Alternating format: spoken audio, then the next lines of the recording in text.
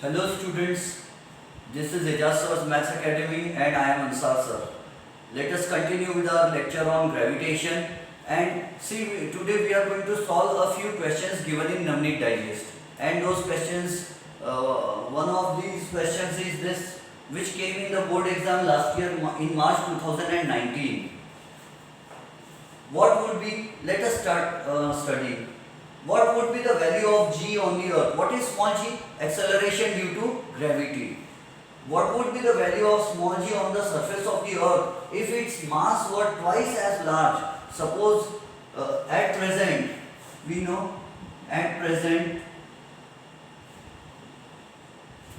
let us say mass of the earth is m. M is the mass of earth. And this is the imaginary condition. Mass of the earth is, let us say, m1 and imaginary mass of the earth would be m2. So if its mass were twice as large means 2 times the present mass of the earth. What is m1? m1 is the present mass of the earth. Let us not write this way. Imaginary earth. m1 is the present mass of the earth. m2 is the new mass of the earth. New mass of the earth. And let us say this new mass of the earth is given to be 2 times m1.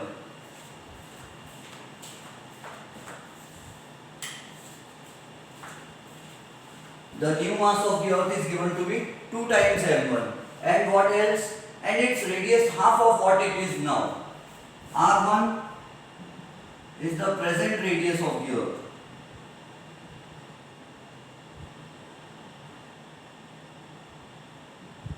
R1 is the present radius of the earth. And R2 will be the new radius of the earth. New radius of the earth. And which will be equal to half of R1. Means R1 by 2. R2 is equal to R1 by 2. And we have to present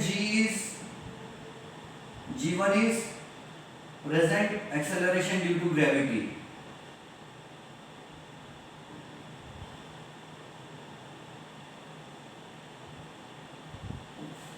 Present acceleration due to gravity. And G2 is new acceleration due to gravity. New acceleration due to gravity which we have to find out. Let us see. What is our general formula? We know small g is equal to capital G m upon r square. Do you know where this formula has come from? Newton's universal law of gravitation says F is equal to g m upon r square. What is F? Gravitational force between two objects. Capital G is universal gravitational constant. Capital M is mass of the earth. Small m is mass of the object. R is distance between the objects, center of the object and center of the earth, means radius of the earth. F is equal to m into g. Versus Newton's second law of motion says F is equal to m into a. According to Newton's second law of motion, F is equal to m into a. This m and this m will get cancelled. A is equal to gm upon r square. What is this a called? Acceleration. But if I throw the duster from a height, it will go on falling towards the earth, and as it falls towards the earth, its velocity will go on increasing. So it will have acceleration, and that acceleration will be due to gravity. This is the formula for acceleration due to gravity. So this is small g.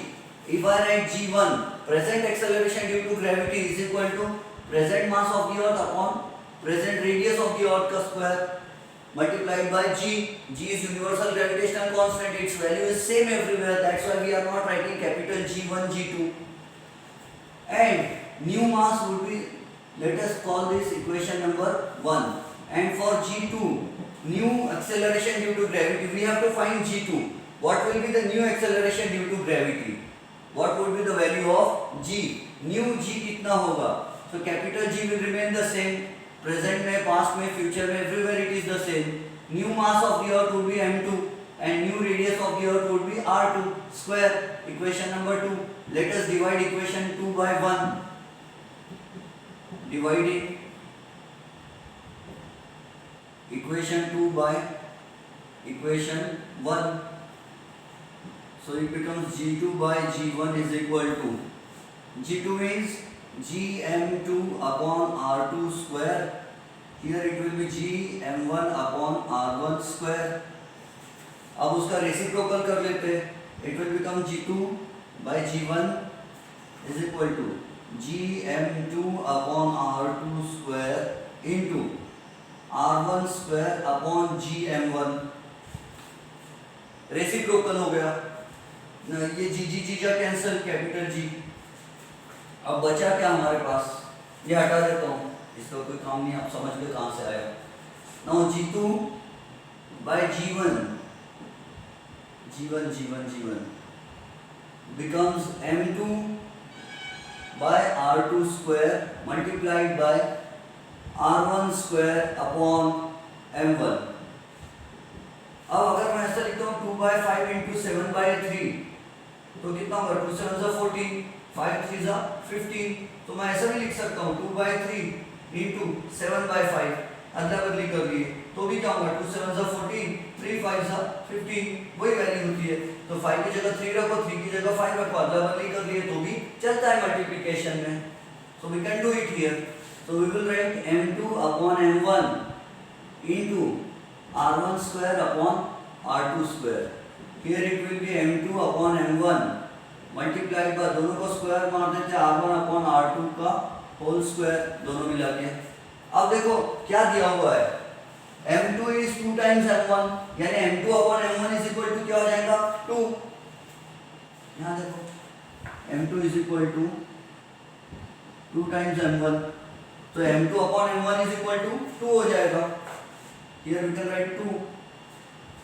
r1 upon r2 कितना होगा, r2 is r1 upon 2, therefore here we can write one thing, ये 2 को इधर ला लो, r2 को इधर भेज दो, तो it will become r1 upon r2 is equal to, ये 2 इधर चला जाएगा. देखो r1 upon r2 will be 2, so r1 upon r2 will be 2 and it's square.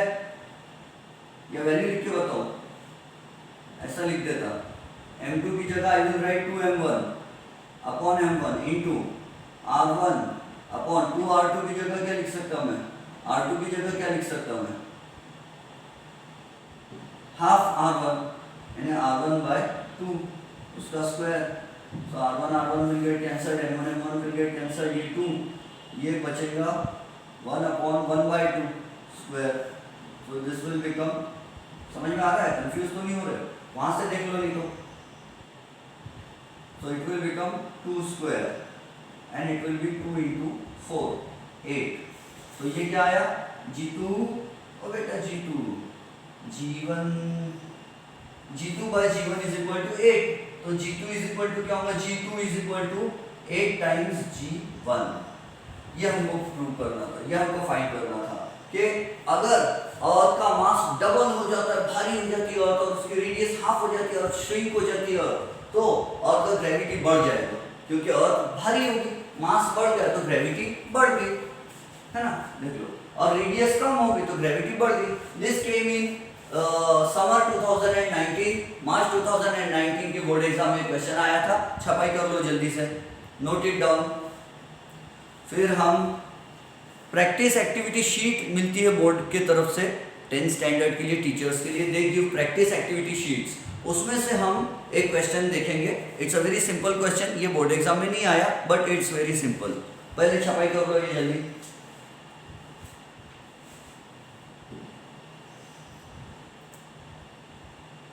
Note down, make good notes. School में जाओगे, first impression is the last impression. आपको नहीं पता, आप हो सकता है आपके फ्रेंड्स लोग बहुत अच्छी पढ़ाई कर रहे होंगे, दूसरी ट्यूशन वाले लोग बहुत अच्छी पढ़ाई कर रहे होंगे और आप अच्छी पढ़ाई नहीं करोगे तो आप पीछे रह जाओगे. दैट्स व्हाई हमको भी अच्छी पढ़ाई करना है and we have to try to score full 100 marks.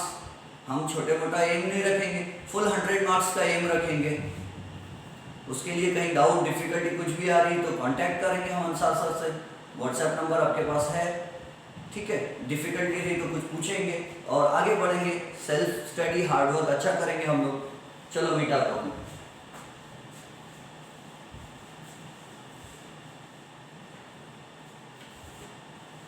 Video pause करके नोट्स बना लिया करो, और you can take a screenshot.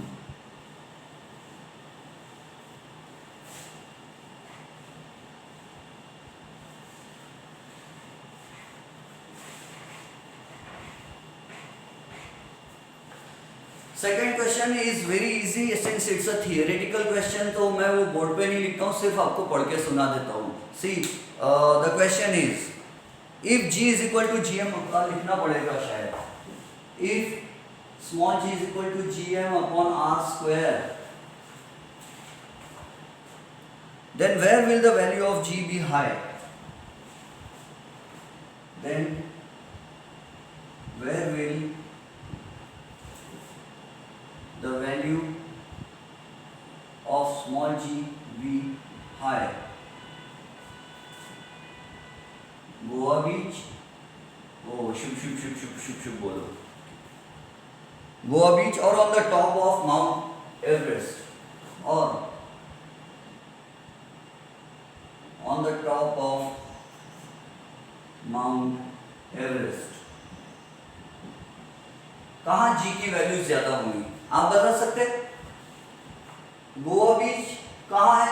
Ground level पर है, मतलब समुद्र है वो, और समुद्र की हाइट जो रहती लेवल वो ऑलमोस्ट सेम रहता।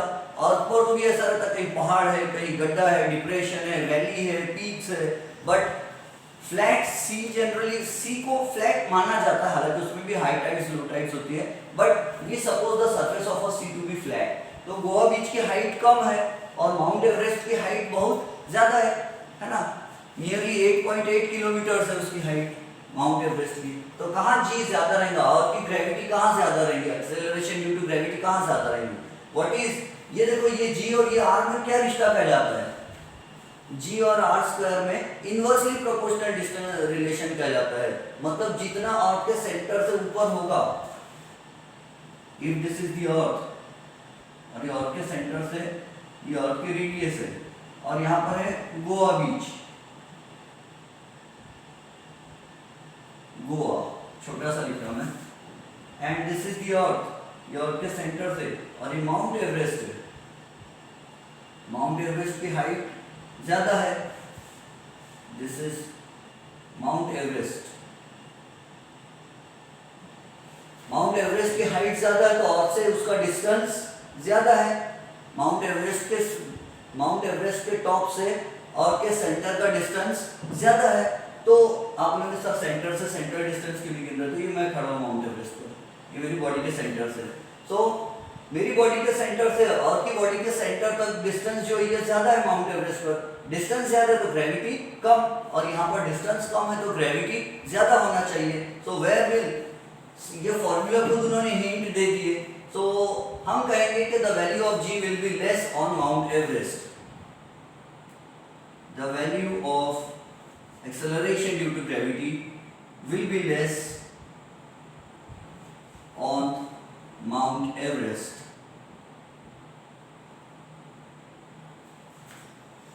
because its distance, और वो डिस्टेंस को क्या कहते हैं? Height, from the centre of the earth, center of the earth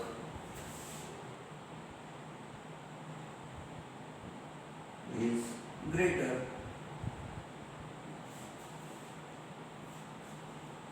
and g is inversely proportional to square of distance।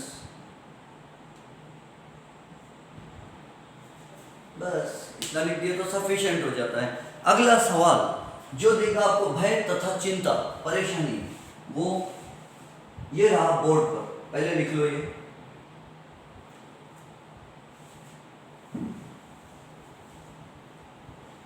if G is equal to capital G M capital, what is capital G? Universal gravitational constant. What is capital M? Acceleration due to, what is capital M? Mass of the earth. What is small r? Distance between the earth and Goa beach, or distance between earth and Mount Everest. Then where will the value of small g be high? Acceleration due to gravity, यानी gravity कहाँ high रहेगी? गोवा बीच पर या mount Everest की चोटी पर? तो mount Everest की चोटी पर इसकी वैल्यू कम रहेगी। अरे उन्होंने पूछे where will the value be high, तो हमको हाई की वैल्यू पूछे उन्होंने, तो हम हाई की, हमने तो लो की बोल दिए, तो हम बोलेंगे the value of G will be high. Actually ये आंसर देने के बजाय ये आंसर ज़्यादा बेटर है, क्योंकि उन्होंने पूछे हाई कहाँ रहेगा, हम बोल रहे लो कहाँ रहेगा, हमने हाई कहाँ बोलना चाहिए, हाई हाई। कुछ लोग होते हैं, the value of G will be high on the top of mount Everest,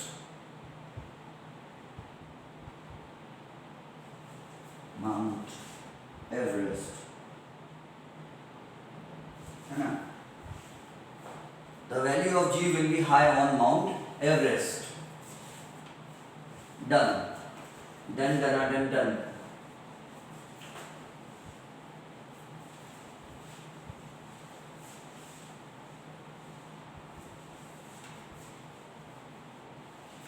समझ गए हम? मोड़ दो।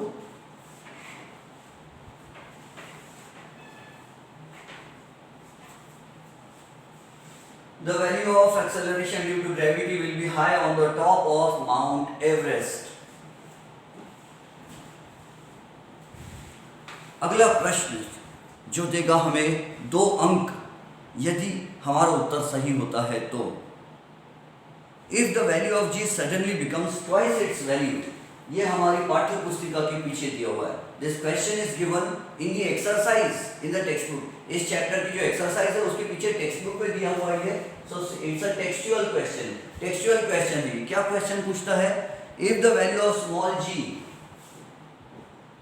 If the value of small G, remember in the 10th standard ऐसा नहीं होता कि टेक्स्ट बुक के पीछे स्टार वाले क्वेश्चन आएंगे, कुछ भी आ सकता है, star, non star, pop star, कुछ भी, कोई भी क्वेश्चन आ सकता है, इसलिए हमको सब कुछ पढ़ना है। If the value of G suddenly becomes twice its value, if the value of G suddenly becomes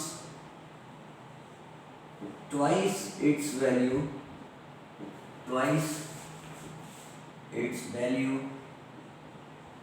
if the value of G suddenly becomes twice its value, it will become 2 times more difficult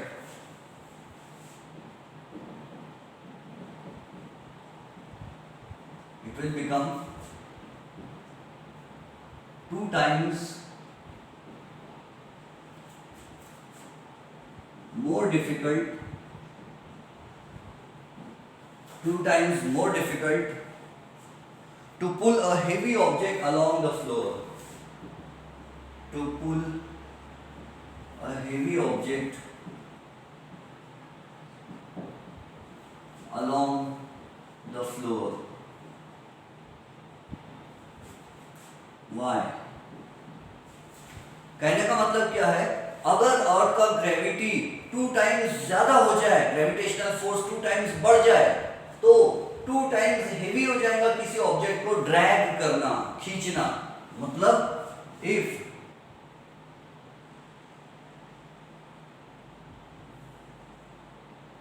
this is a box और ये एक आदमी है, मजदूर का पसीना सूखने से पहले उसकी मजदूरी उसको दे देना चाहिए।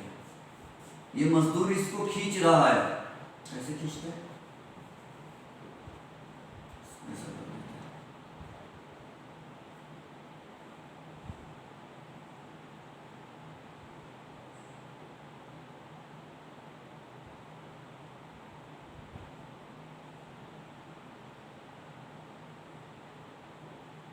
फोर्स, मजदूर उसको उधर खींच रहा है, ठीक है,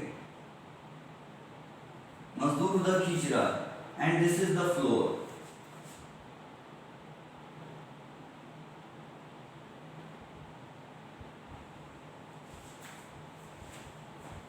आप कहोगे ये कैसा बॉक्स है सर? हाँ, इवन ये बोर्ड जो है ना, हमको लगता है कि बोर्ड बहुत स्मूथ है, बहुत चिकना बोर्ड है, लेकिन ये इतना स्मूथ नहीं है। अगर ये बहुत स्मूथ होता था तो इस पर इंक मॉलिक्यूल्स चिपकते ही नहीं थे। ये रफ है थोड़ा सा, इसलिए इस पे इंक चिपक जा रही है। अभी भी ट्राई कर सकते, अगर मैं सोयाबीन तेल लेके आऊँ या नारियल तेल, बालों का तेल लेकर आऊँ और यहाँ पे लगा दूँ अगर बोर्ड के ऊपर और फिर लिखना चालू करूँ ना, तो मैं लिख नहीं पाऊंगा, क्योंकि इसके बीच में जो होल्स है ना, इसमें जो छोटे छोटे गड्ढे हैं, वो छोटे छोटे गड्ढे में ऑयल भर जाएगा और फिर ये स्मूथ हो जाएगा, फ्रिक्शन लेस हो जाएगा। इसीलिए हर जो चीज स्मूथ भी दिख रही, इवन उसमें भी बहुत माइन्यूट छोटे छोटे होल्स होते हैं, उसमें भी छोटे छोटे पीक्स एंड वैलीज होते हैं, गड्ढे होते हैं, चढ़ाव होते हैं। तो ये जो फ्लोर है, ये फ्लोर में भी हर जगह ऐसे पीक्स एंड वैलीज होती है। ये हमारे घर का फ्लोर है, floor having minute peaks and valleys.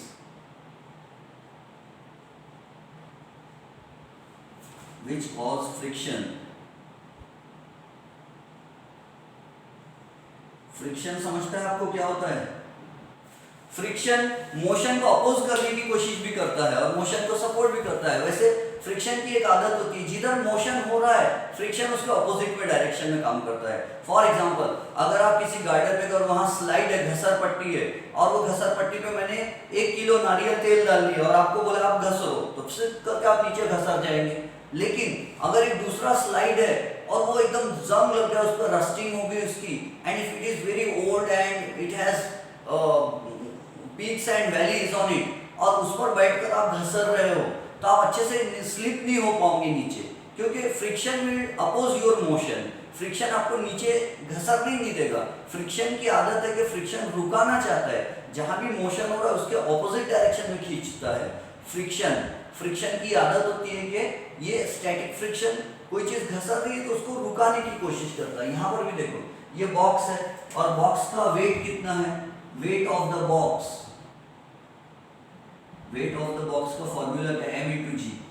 आप बोलेंगे सर वेट का फॉर्मूला m/g कैसे? हाँ, हमने उस दिन वेट को क्या कहा था? What is weight? Weight is gravitational force, weight is gravitational force acting on an object.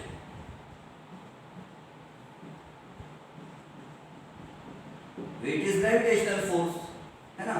तो हम क्या लिख सकते हैं? weight is equal to gf, gravitational force। तो w is equal to gravitational force क्या होता है? g mm upon r square। तो W is equal to, but what is gm upon r square? अभी थोड़ी देर पहले पढ़ चुके हम। gm upon r square का मतलब क्या होता है? Small g। and what is this? m। so weight is equal to mg। what is the formula for weight? mass multiplied by acceleration due to gravity। बताओ खली का वेट ज्यादा है, अगर खली को मैं मेरे बाजू में खली को लाके खड़ा कर दूं, इधर खली इधर मैं हूं, तो बताओ हम दोनों में से किसका वेट ज्यादा रहेगा? खली का वेट ज्यादा रहेगा। आप बोलेंगे क्यों सर? क्योंकि खली का मास ज्यादा है ना। ग्रेविटी तो और हम दोनों ये सेम जगह पर है, तो ग्रेविटी खली को जितने फोर्स से, एक्सेलरेशन ड्यू टू ग्रेविटी खली के लिए जितना है, एक्सेलरेशन ड्यू टू ग्रेविटी मेरे लिए भी उतना ही रहेगा। लेकिन खली का मास ज्यादा है और आपको मालूम है जिसका मास ज्यादा रहता है और ग्रेविटी उसको ज्यादा खींचती है, और जितने जोर से ग्रेविटेशनल फोर्स खींचता है उसी को हम कहते हैं, remember acceleration due to gravity same है, but force of gravity depends on mass, और खली का मास ज्यादा है। हम पढ़ चुके हैं ग्रेविटेशनल फोर्स का फॉर्मूला क्या है? F is equal to m1 into m2 upon r square।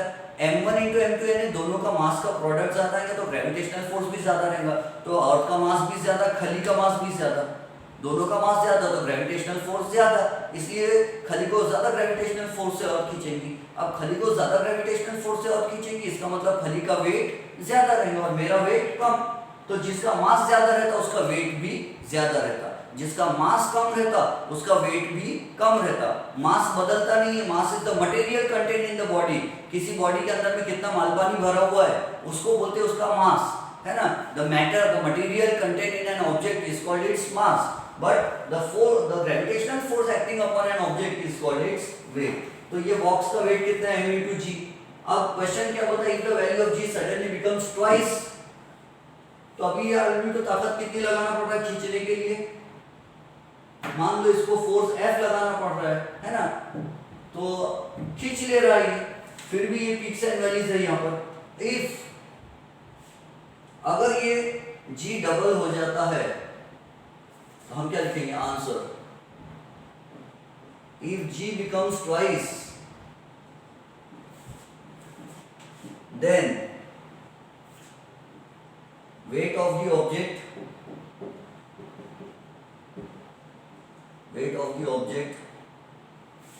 will also become twice, weight भी ट्वाइस हो जाएगा, ये m into g है, बाद में क्या हो जाएगा, m into 2g, यानी 2mg, और 2mg यानी 2 times weight, डबल वेट हो गया, so weight also will become twice। This will cause more interlocking, this will cause deeper interlocking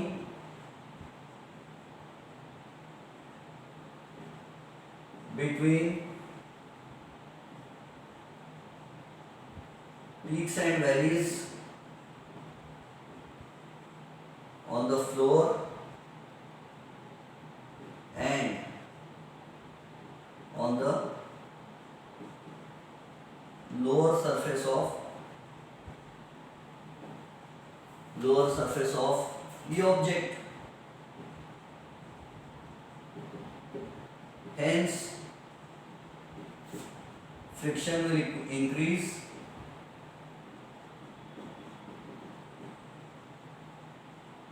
and it will become 2 times more difficult to pull the object, 2 times more difficult to pull or drag the object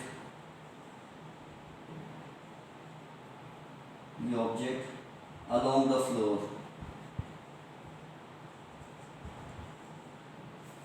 मैंने बहुत detailed answer लिख कर दिया, ऐसा answer आपको शायद ही कोई notes में मिलेगा, मार्केट में जितने नोट्स अवेलेबल है उनमें शायद ही किसी नोट्स में ऐसा मिलेगा, हमने उसको थोड़ा अच्छे से डिटेल में बना के लिखा है, तो नोट डाउन कर लो।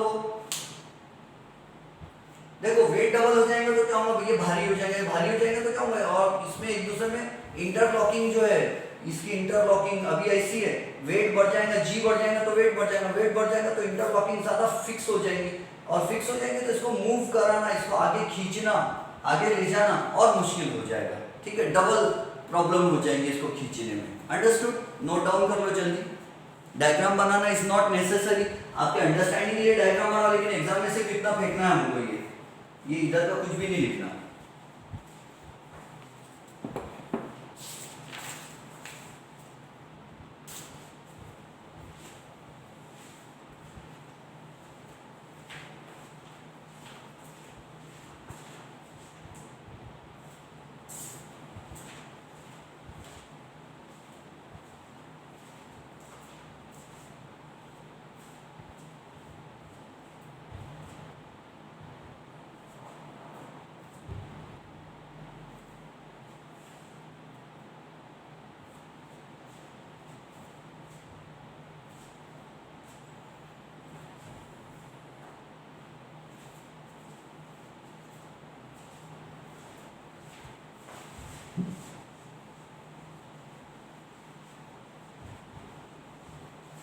So what is the formula for weight?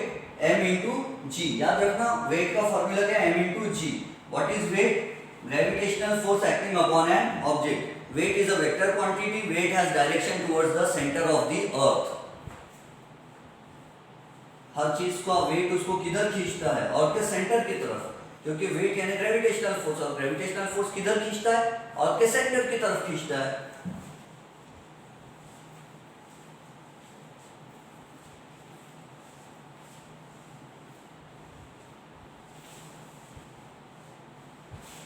अब यूज योर ब्रेन पावर के एक दो क्वेश्चन देख लेते हैं हम लोग, देन वी विल स्टॉप। ठीक है, यूज योर ब्रेन पावर का इनडायरेक्ट मीनिंग होता है hots.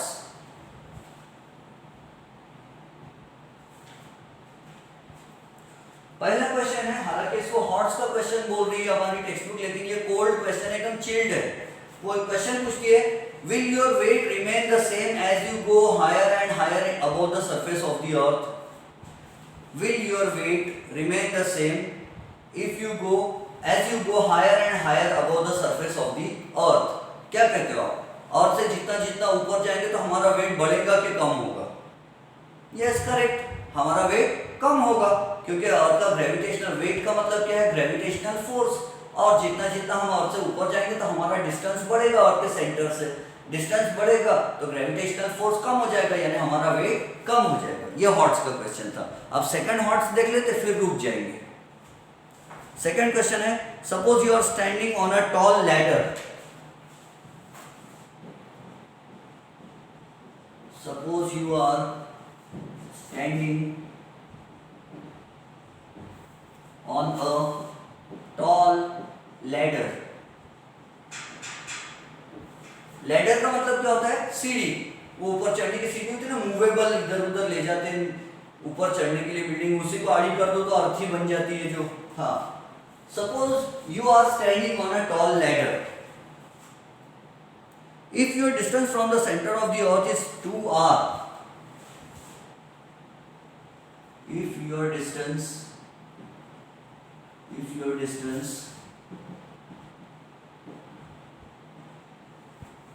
from the center of the earth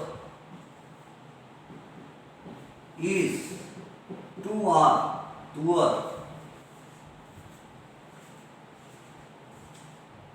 what will be your weight?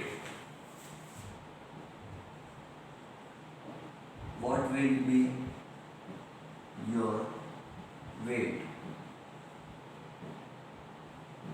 आपका वेट कितना रहेगा?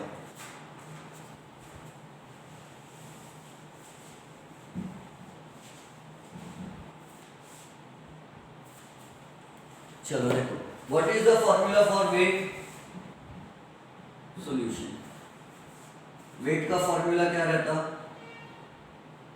वेट यानी W is equal to m into G, अभी थोड़ी देर पहले लिखे थे, is equal to m into G की जगह स्मॉल जी की जगह क्या लिख सकते हैं? जी m upon r square.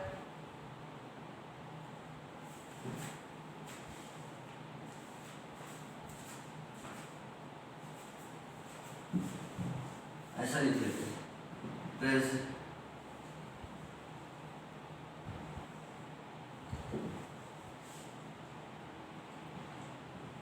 if we are on, if I am on the surface of the earth,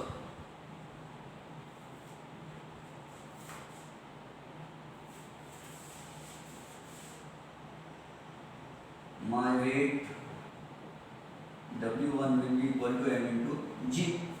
अगर आप और के सरफेस पर खड़े हो,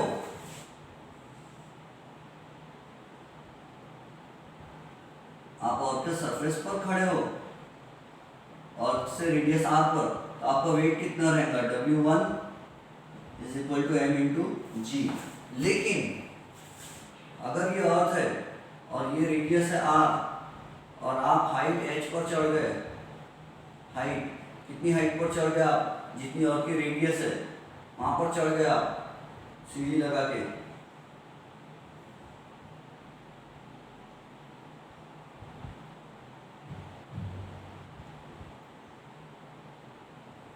यहां पर चढ़ गए आप, तो क्या होगा? Your weight will be, if I am at a distance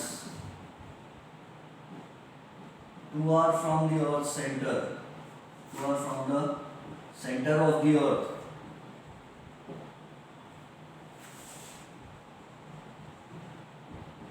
then my weight W2 will be equal to m into G1 है this will be m into G2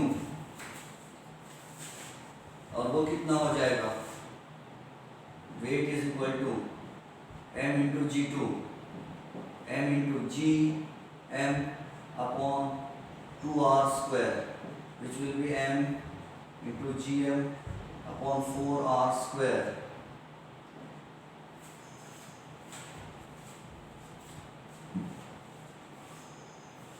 is equal to m gm upon r square.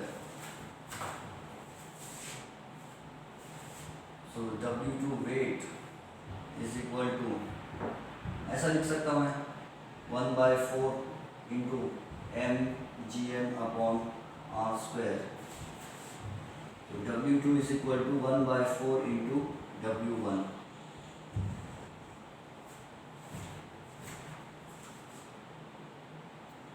My new weight will be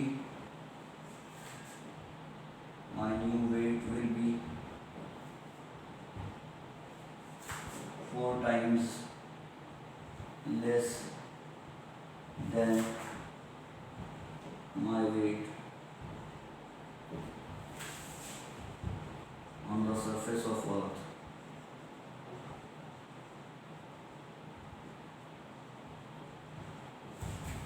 समझ में आया क्या कुछ?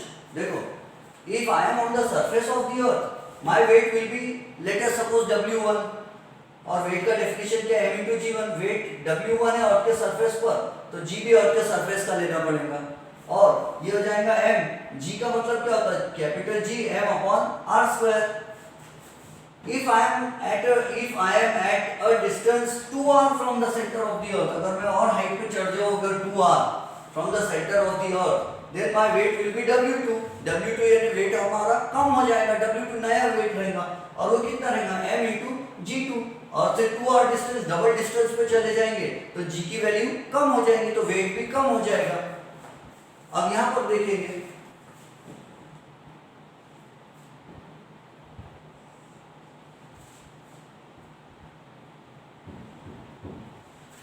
W2 is equal to m into G2, m into G की वजह G2 का मतलब क्या, Gm upon 2r square, Gm upon 2r square, तो 2 का स्क्वायर 4 और r स्क्वायर, अब इसको अलग निकाल लो, mgm upon r square, mgm upon r square 1/4, but what is mgm upon r square? mgm upon r square is nothing but W1, so my weight will be 1/4 times my present weight, new weight will be 1/4 times present weight. समझ में आ गया? हाँ, तो we will stop here, note down कर लो and we will stop here. In the next class we will study gravitational potential energy and escape velocity. अगर आप चाहते हो कि एक हाथी और एक चींटी, एक elephant and one ant, if you want that, you want to throw them away from the surface of the earth and they should never come back to the earth. अगर आप चाहते हो एक चींटी और एक हाथी को इतने जोर से, इतनी ज्यादा स्पीड से अर्थ से फेंक देना कि वो कभी अर्थ पे वापिस ही ना, एकदम बाहर भाग जाए, कहीं अनंत नगर में दूर इंफिनिटी में भाग जाए और कभी वापिस ही ना आए अर्थ पर, तो आपको कितनी स्पीड से दोनों को फेंकना पड़ेगा, और हाथी को ज्यादा स्पीड से फेंकना पड़ेगा या चींटी को ज्यादा स्पीड से फेंकना पड़ेगा? ये क्वेश्चन को हम डिस्कस करेंगे नेक्स्ट क्लास में. ठीक है, आप सोचते रहो पहले कि हाथी को ज्यादा स्पीड से फेंकना पड़ेगा या चींटी को, क्या लगता है? आप सोच के बताओगे, तब तक हम नेक्स्ट क्लास में इसका आंसर देंगे. ठीक है, थैंक यू.